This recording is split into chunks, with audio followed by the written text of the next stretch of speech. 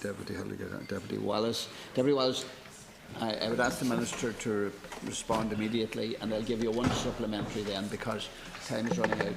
Okay, I'm being very kind to you, seeing as your last. As always. Minister, given that the peat bog that Bordnamona devastated are not being restored, and the trees that have been planted have all been ripped out of the ground, cut up, and around half of them burnt back into the atmosphere, it is vital that we do something else to sequester carbon quickly and in a permanent way.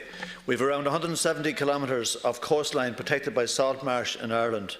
What is the Department doing to preserve it, and is there any plans to expand what we have? Minister. First of all, take this opportunity, Deputy, to congratulate you on your appointment to the European Parliament. I think you'll be missed in the Dáil, but I just want to wish you all the very best.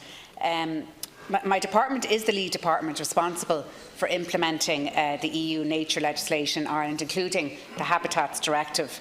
And under Article 11 and 17, Ireland is required to carry out specific monitoring of habitats and species and report on their status to the EU.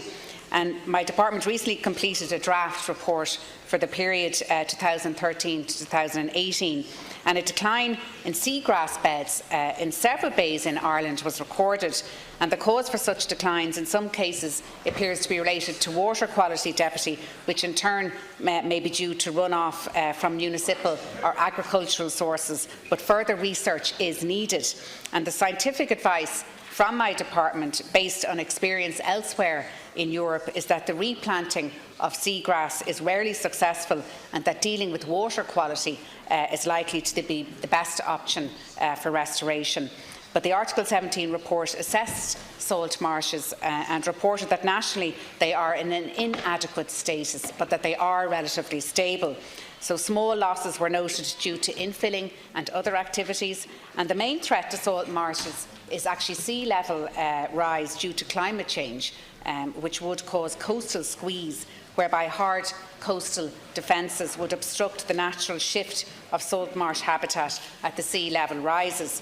And this is a matter to consider, I think, Deputy, in the context of climate change adaptation planning and my own department's biodiversity sectoral climate change adaptation plan, which recommends the development of an integrated coastal management strategy, which includes ecosystem-based adaptation actions to manage climate risk and to build resilience to climate change.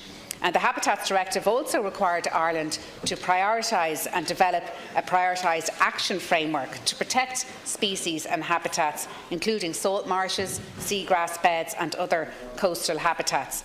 So, as well as reviewing the scientific monitoring programme, my department will be looking at all of these. Just in relation to mangroves, generally they occur in tropical and subtropical habitats worldwide, and they don't occur naturally in Ireland. Deputy Wallace. Thanks, Minister. I think we have to accept the fact that salt marshes are very impressive at sequestering and storing carbon, and some studies have estimated that per hectare a salt marsh can sequester carbon at 40 times the speed of a tropical rainforest. Vegetated coastal ecosystems such as our salt marshes currently store huge amounts of carbon and need to be protected and expanded. And I don't think, Minister, that the government is doing enough in that area.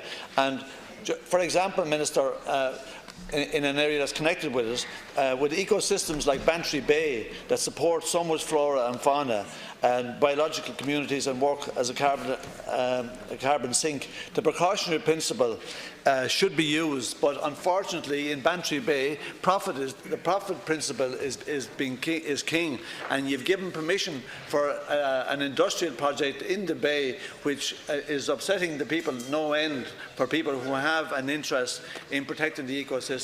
I would plead with you, Minister, to look again at that.